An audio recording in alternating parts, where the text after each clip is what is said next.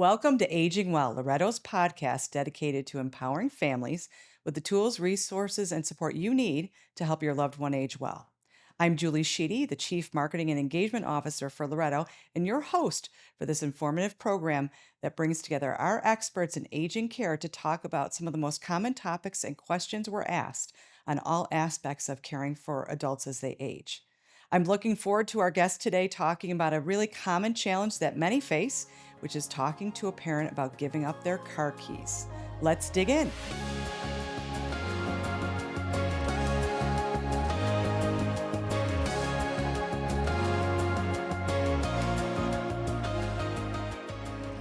So I'm really excited to get into today's topic with our guest today.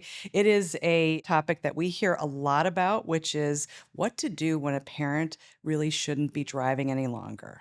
And we often say when it's time to take the keys away, but that's not even the phrase to use, right? So I'm excited to have Kara Gemmel back in the studio with us today. Kara is our Director of Independent Living at the Nottingham, which is our continuing care community, and often gets this question from the children of some of the parents living at the Nottingham of, I think it's time for mom or dad to stop driving, but how do I even start that Mhm. conversation?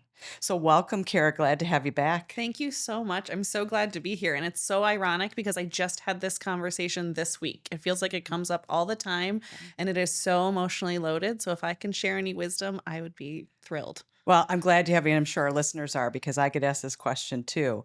I guess let's start with we think we know, Hmm. but how do you even recognize what those initial signs are of to Yeah. know when you should even be having the start of the conversation? Absolutely. And this really should be on your radar for quite a while. It's not a walk in one day and this is it. This is the time to give up the keys.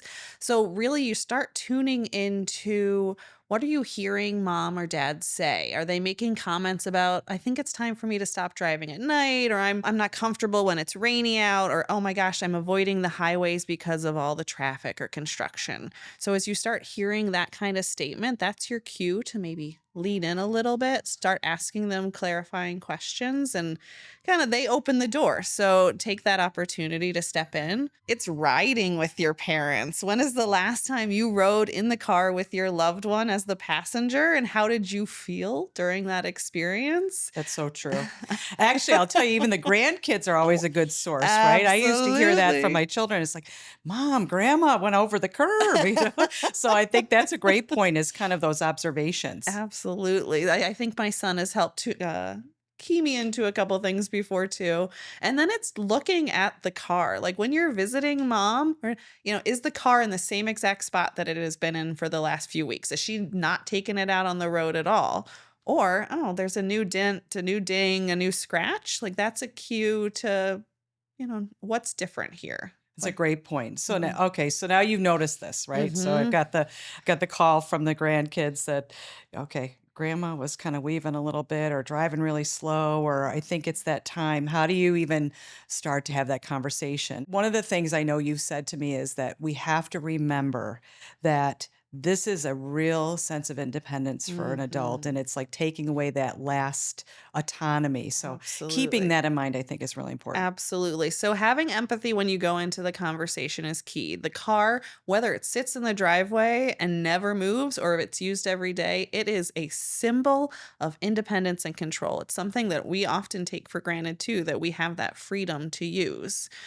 So the conversation starts early on, before you are in crisis, before you feel like there's an emergency and you need to act. It's starting to explore those alternatives with them. We live in Syracuse, it's a snowy season. Maybe we talk to mom or dad about not driving in the snow and the car winters away. And so, what are their alternatives to getting out and doing those things that they like to do? I think that's a great point too. I mean, and you're in a time and an age when there are alternatives, like Exactly. whether it's Uber or Hmm. whether it's even asking one of your kids to pick up grandma to help her run an errand. But Exactly. it sounds like easing them into it might be a good start. Yeah, and easing into it, like take that first Uber ride with them. Go walk them through the process and then be there to ride along with them so you can kind of break the ice. It's a foreign concept for some folks. And so being a part of that experience together so you can get those nerves out of the way. empower them to reach out to different community groups that they're a part of. A lot of church groups and clubs already have systems in place to help one another get around. So them part of the solution too, so that it's not just their kid coming in and saying, it's time, you can't drive anymore.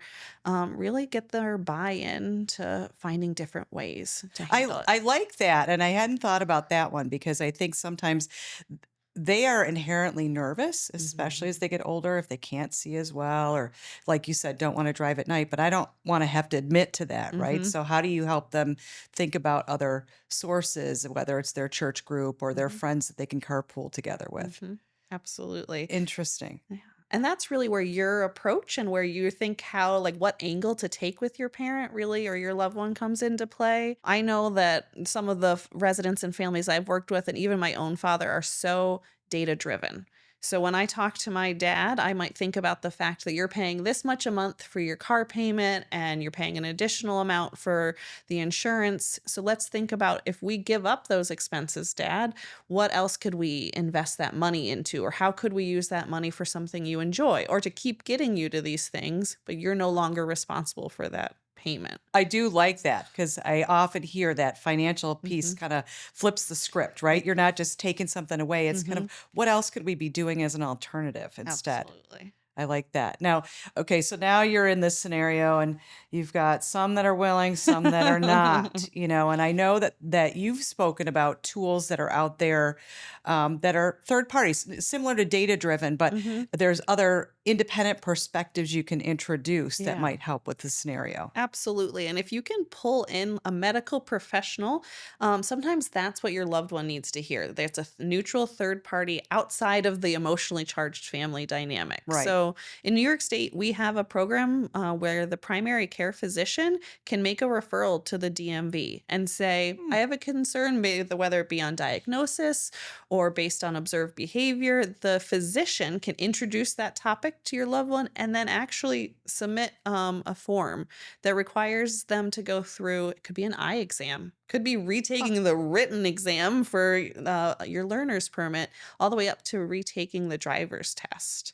That's interesting. So, do you advise that the child speaks to the doctor and kind of Absolutely. influences? Okay. Yeah. And as their loved one's advocate, as maybe their healthcare proxy, you share your concerns with the primary care doctor so that you can maybe strategize and have them introduce the idea.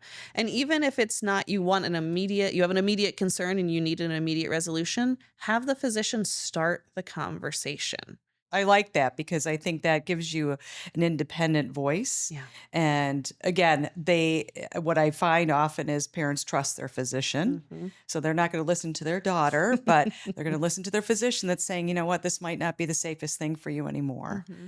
Interesting. And I know you've mentioned that there are also tests that you can do. Yeah, so we're very fortunate in our area through a local hospital. They have a program that is facilitated by occupational and physical therapists that is truly a driving assessment. It's a simulated environment with a car that you have to maneuver in and out of. It is Hmm.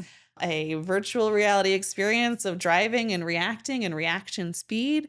And so it's like bringing the driving environment into a safe space to get like evaluation. That evidence of how do you handle situations that can come up on the road. I actually had a resident who this was really impactful for. He was a very independent man, had only recently retired, and then suffered some pretty significant medical changes. Hmm. And he did not want to listen to what his family was saying. He was the patriarch of the family and he was resistive to that concern. Right. So, And that's have common, right? absolutely. And so, having this third party with a medical expertise walk him through this simulation, and he realized that his reaction time was so much slower than he anticipated.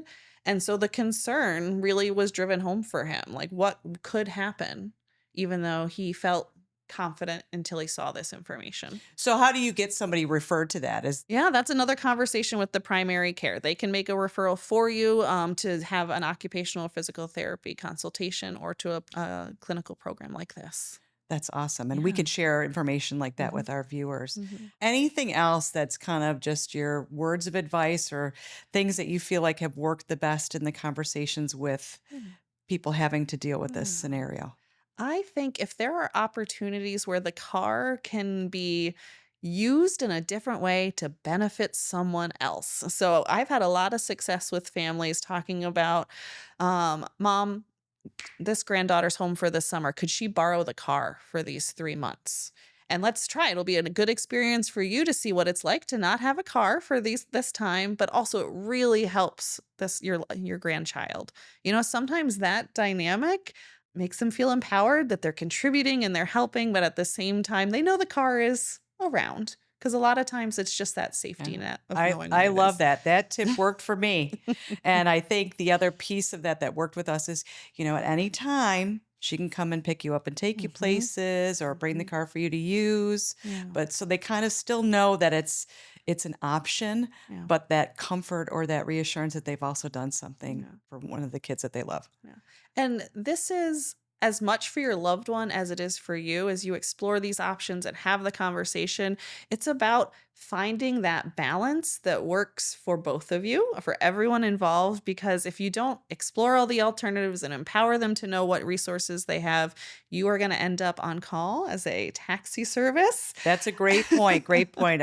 I'm glad we mentioned that because that wasn't something I had thought about either, and then suddenly mom doesn't have a car and you're getting the call at the Yeah. middle of your workday saying, "Hey, I need you to take me to my doctor's appointment or the Yeah. drugstore." So you have to keep that in mind as Yeah. well. Keep the communication open and then figure out a routine that works well for everyone. That's Mhm. perfect. Well, thank you so much. I hope this has been helpful for our listeners. If you have a question about how to talk to your parent about their driving, Care is here to help. Email your questions to agingwell@lorettosystem.org. Don't forget to subscribe to our podcast and visit lorettocny.org/agingwell to get more information on all the resources we talked about today. Thanks for joining us.